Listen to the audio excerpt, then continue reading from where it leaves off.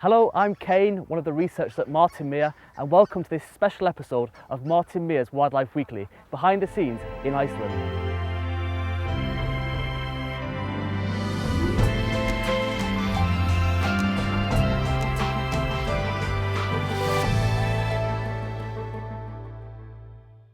For this episode, we're going to cover one of my favourite bird species. It's a species that puts on one of nature's true spectacles during the winter, the pink-footed goose. Any day now, these birds will make their incredible journey from Iceland across the sea to appear at Martin Mere. Like the hooper swan, WWT have also been studying the pink-footed goose for decades, and we've been to visit some of their summer haunts. We've been in Skagafjörður for the day, and whilst on the way back we noticed that we saw some pink-footed geese out on the river side here. And pink-footed goose, they're quite a lovely looking goose. They've got these lush pink legs, and they're quite brown and grey in colour, and also have pink on their bills. So I wasn't too sure what the birds had actually been feeding on, but we've just found some lovely pink-footed goose poo, which is this amazing purple colour, and it's apparent that they've been eating berries. And if we open it up, you can actually see the seeds of the berries, and it does actually smell like berries. Lovely. Only a few decades ago, nobody knew where the pink-footed geese at Martin Mere came from. That is until Peter Scott mounted the first Icelandic pink-footed goose expedition back in the 1950s. We've been working with one of Iceland's most eminent ornithologists, Dr. Ivar Peterson, in recent years on pink-footed geese and other migratory species. There has been a very long-standing cooperation between Iceland and WWT, which started with Peter Scott just before 1950. But very soon he started to become interested in the pink-footed goose, because that was a species that appeared in winter in UK, and nobody really knew where it was coming from.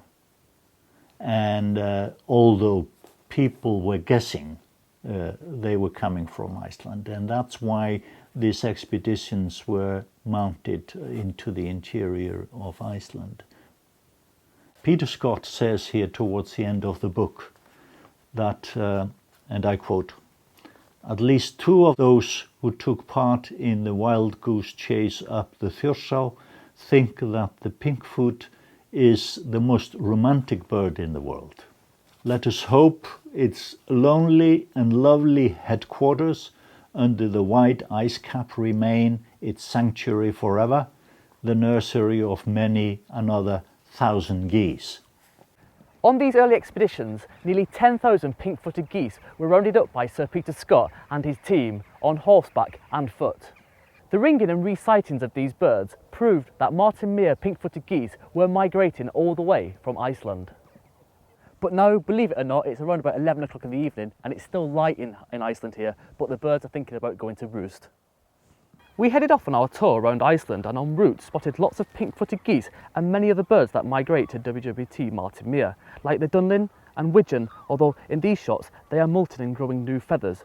But when you see them at Martin Mere, they'll be looking stunning in pinks and whites and greens. A bird to look out for right now is the beautiful black-tailed godwit. Their incredible journey started several weeks ago, and they're here at WWT Martin Mere right now. On our incredible journey around Iceland, we also saw first-hand examples of the kinds of threats that some of our migrating birds face as they travel across land and sea. Man-made structures like power lines. So we were just driving along the road here, we noticed this white object in the field, and as we came over to inspect it, it turned out to be a hooper swan, and so therefore we were checking it for rings. So it hasn't got any rings, but if you look above me, you'll notice that these power cables, and this is most likely that the bird has flown into these and died. So this shows that power lines are a major problem to hooper swans and other migratory birds, and this highlights the importance of research at Martin Mere looking into diverters that will help prevent cases like this happening. We will cover this project more in one of our upcoming episodes, so make sure you subscribe to our e-newsletter. So we've just pulled up at Lón, which is in southeast Iceland, and this massive lake is internationally important for the hooper swan. It's a staging site, and families and lots of non-breeders come here to feed. They over summer here, they'll roost here, and it's a big congregating place for autumn migration. So the birds will come here, and then just behind me here is the Atlantic Ocean, and there's nothing between Lorne and Scotland. Swans are right out in the distance there, and we can't really get a good fix without having a telescope with us.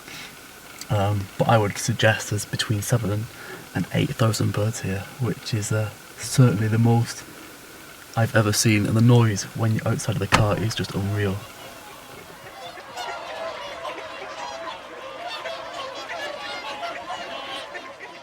Don't forget to come down to Martin Mere this weekend, where you might see the first arrivals of the pink-footed geese, and listen out for that characteristic wink wink wink calls as they start to arrive on the mere.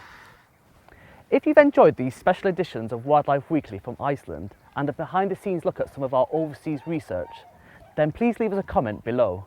And don't forget to share it with your friends and family on Twitter, Facebook, and subscribe to our YouTube channel.